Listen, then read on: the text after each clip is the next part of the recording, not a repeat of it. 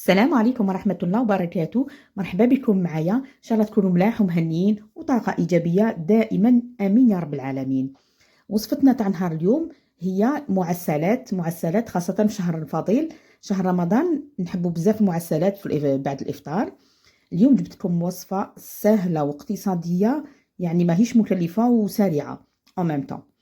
نبداو وصفتنا ونقولوا بسم الله والصلاة والسلام على رسول الله. المقادير هما عندي هنايا كاس سميد رطب، لازم يكون رطب ماشي مويا، رطب كامل.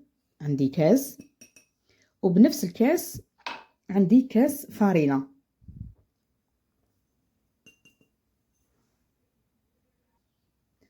نضيف لهم هنايا عندي ملعقة كبيرة، مغرفة كبيرة تاع خميرة الخبز، وعندي هنايا نص مغرفة صغيرة تاع ملح نحطها هنايا كوتيلي منها، وعندي مغرفة صغيرة معمرة تاع لافاني.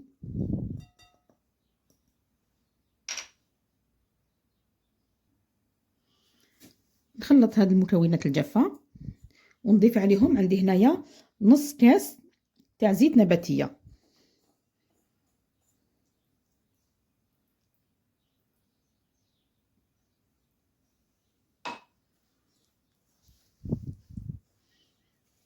نبدا نخلطهم مليح.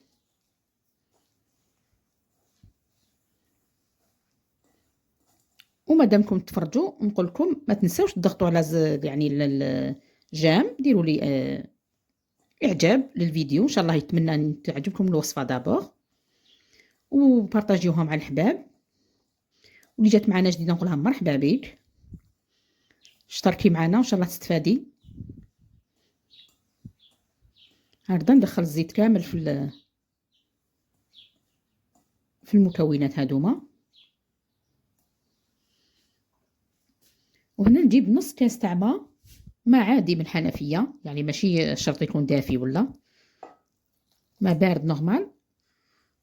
ونبدا نطم في العجينه تاعي بالماء هدايا، وما نفرغوش دفعه واحده دو بريفيرونس، يعني على حسب نوعيه السميد ونوعيه الفارينه. كما راكم تلاحظوا ندير غير بشويه، العجينه تجي شويه طريه، ما تجيش جاريه بزاف، تجي شويه طريه محكومه، باسكو نحلوها العجينه تاعنا كي نحلوها ونطبعوها باش نقدروا نشكلوها، ما لازم تكون جايه بزاف. فوالا نكمل هذيك شويه تاع المتبقيه تاع الماء. العجينه تاعنا ما تسحقش دلك، جوست طميها بيان سي بون.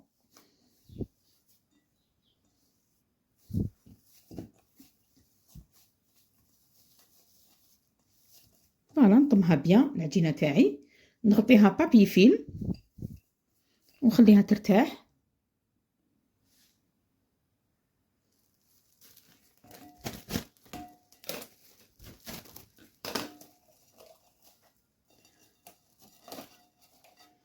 فوالا نغطيها بيان، نخليها حوالي ربع ساعه، ماشي بزاف، ماشي شرط يعني حتى تخمر العجينه، باسكو مانيش سحقتها تخمر، سحقتها ترتاح، التفاعل تاع الخميره شويه برك. فوالا كي ترتاح ربع ساعه نعاود نولي معاك هنا بعد ما جاز عليها 15 دقيقه، ربع ساعه. نجي نحي العجينه تاعي ونحلها هنا في سطح العمل، نرشها هكذا بالفارينه،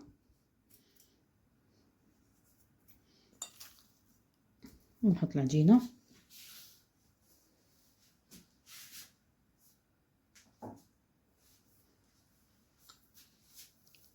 بسم الله ونحلها. ما نديرهاش خشينه بزاف وما نديرش رقيقه رقيقه، كي نديرها خشينه بزاف تجي شغل ملحمه بزاف لداخل، انا ما حبيتهاش هرداك. وما نحلهاش رقيقه باش ما تجينيش يابسه.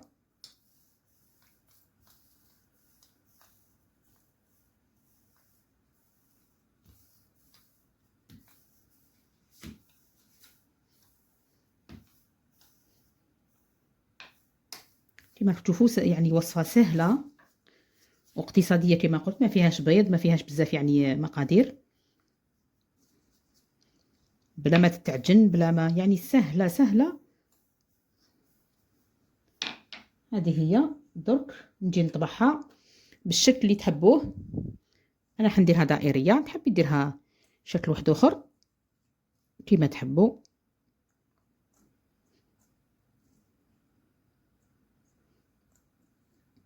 ومن درت ندخلها داخل لافارين، يعني في الفارينه هكذا باش ما تلصقليش، نشكلها بسهوله.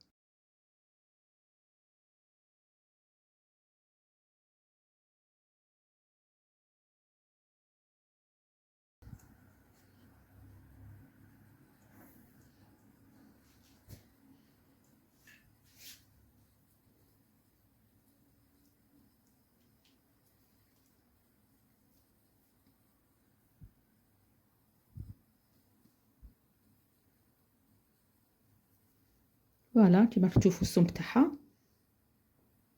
ماشي رقيقه بزاف وماشي خشينه هكذا. وتزيد كي ندير هادوك نقليهم، زيد مع تفاعل شويه خميره تطلع شويه، هذاك هو. وندير الزيت يسخن في المقله. هنا الزيت تاعي يسخن فوق المقله، يعني في المقله تاعي. ما نديرهاش ناقصه بزاف النار وما نديرهاش قويه، نديرها شويه تحت المتوسطه باش يطيبوا لي مليح.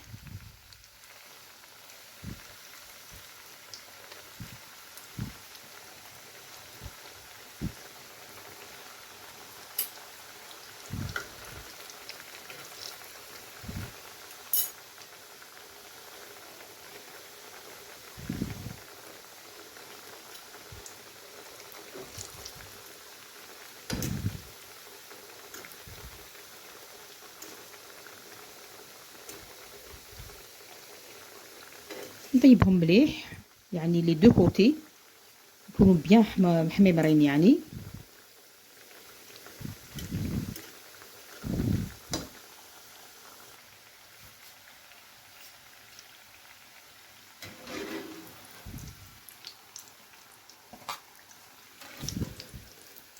كي ياخذوا لي لون شباب نحيهم يقطروا هكذا.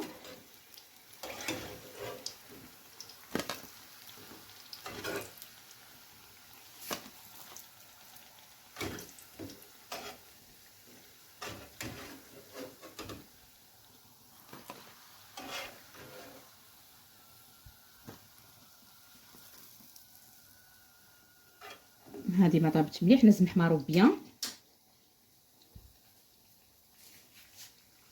ونخليهم يقطروا غير شويه، ما نخليهمش يبردوا وهما سخونين.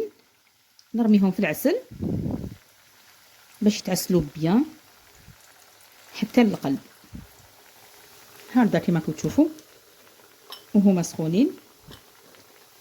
زي غير في العسل يكون ماشي سخون، يعني هما سخونين والعسل درجه حراره المطبخ. نكملهم كامل بنفس الطريقه ونشوفوهم جاهزين مع بعض في صحن التقديم باذن الله. وهذه هي النتيجه النهائيه تاع المعسلات تاعنا، يعني خفاف ظراف كما تشوفوا، يعني لا بيض لا مقادير بزاف، وخرجت معنا يعني شو نقول لكم، الصوره تعبر عن نفسها كما يقولوا. جاو مقرمشين من برا وشويه ملحمين من الداخل، قمه جاو خفاف خفاف خفاف وبنان سورتو. ان شاء الله تكونوا تبعتوا لا فيديو من الاول للاخر وعجبتكم الوصفه تاع نهار اليوم، وتجربوها وتستمتعوا بها. وما بقى لي غير نقول لكم الى فيديو قادم ووصفات اخرى ان شاء الله. والسلام عليكم ورحمه الله وبركاته.